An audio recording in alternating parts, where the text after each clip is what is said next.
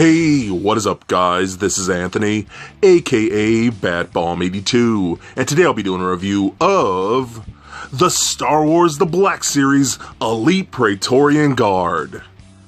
Now, taking a look at the front, we can see that the figure is showcased in your standard Black Series window box packaging. Turning the box around, we can see that he is numbered at number 50. We can see an image of the Praetorian Guard, as well as a short bio of the character. So with the box out of the way, let's crack this figure open and see what we have inside. And here is the Praetorian Guard out of the box.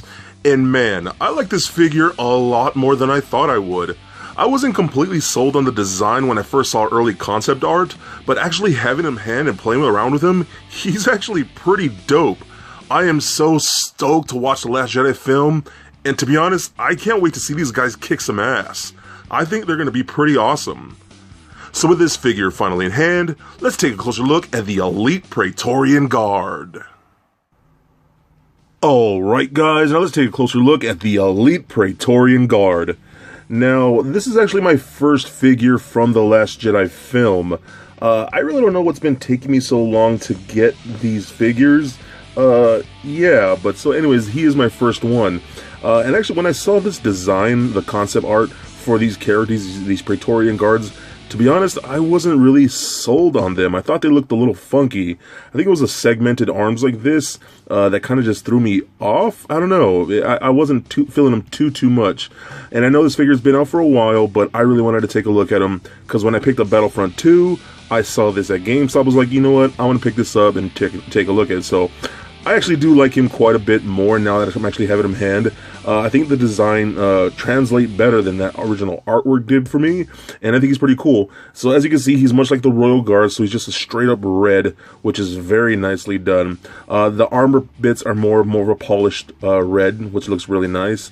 The segmentation on the arms looks fantastic. We got some nice sculpting work on the back of the figure, which looks very good. Even on the back of the helmet, you can see some detailing right there, if my camera decides to focus, which looks very nice. I do love the lines like that going throughout the helmet. It kind of has like a knight type of feel. And that's kind of what I'm noticing with The Last Jedi a lot. A lot of the armor designs and whatnot kind of have like a medieval type of look, which I do appreciate. And he does have a skirt piece like so, which is a soft rubbery plastic, which I'm a little confused why they didn't do soft goods for that. You know, since Black Series figures tend to combine both soft goods and plastic, I'm not sure why they went plastic with this one. Now I know and there was a 4-pack that was exclusive with another version of this guard that had the soft goods skirt piece.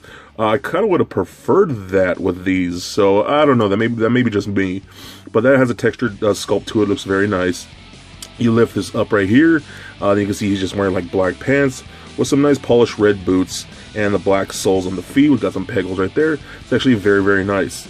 He does come with one weapon, which is this like staff spear, almost like a naginata type of weapon, like that with a blade, nicely painted silver and red handling. Looks really good. Even the wrapping right there kind of looks like a katana wrapping almost, which looks very nice. That's very cool. He can hold it in either hand, or he can dual wield it in both hands, which is very nice. And it holds pretty good. I do like that quite a bit. I do like the look of this weapon. And again, you can get two-handed poses with it, and you'll see some of the pictures at the end of the video utilizing that. So let's take a look at the articulation, because the articulation actually is pretty decent. So the head's on a ball joint. It does roll around like so. It does turn left and right. Looks up about that far, down about that much. Pivot side to side a little bit. Arms can go all the way around like so. The shoulder pads just are little ball pegs, so they don't really hinder articulation whatsoever. Go out about that much. Rotation at the elbow right there. There is the elbow joint actually is hidden with these segmented pieces, so it does fold, bend in about that much, which is very nice. And that's a little tricky too, so when you get this figure in hand, you might have problems bending the arms at first at the elbow, because I noticed mine when it came out of package, these arms were actually backwards, so when I tried bending them up, they were actually bending in the wrong way. So I actually had to like rotate them and then bend, and then I realized, oh, okay, there's actually quite a bit of articulation in there, so that actually works out pretty good. So it was just kind of hidden. Rotation at the wrist, as well as a hinge at the wrist. We even get a diaphragm joint right there. Allows you to rotate like so, crunch back and forth, pretty decent. Even pivot side to side like that. We get hip joints that kick the legs forward about that much. Back, not so much. We can do the splits about that far. We can rotate at the upper thigh. There is a thigh cut there. It's just really, really tight. Double jointed knees that work very nice, like so. We get an ankle jump. Those are to point the toe up and down. No rotation, but there is an ankle rocker in there. And this toe is a little loose, as you can see. This one's pretty tight. This one's a little loose, so kind of not really a big deal. When you're posing them around and standing them, this skirt piece will help them stay propped up. So overall, I actually think this is a really, really cool figure. I'll definitely be picking up the other two versions, because I know they have like an Amazon exclusive, I think, with a different type of helmet and like different type of weapons. And then I do eventually want to get that 4-pack with the other version with a different helmet and the soft goods skirt and different weapons and whatnot. So you can see it right there with the two-handed pose. So again, overall, I think this is a really cool design. I'm excited to see The Last Jedi in what, like 2-3 weeks, 2.5 weeks, something like that. I think these guys are going to kick so much butt. I'm pretty sure they're going to fight Rey, maybe even Luke, which will be awesome. So if you can find this guy, I think you should definitely pick him up, because he is definitely a must get. So for a quick size comparison, here he is standing next to a Marvel Legends Captain America figure, as well as a DCUC Batman figure.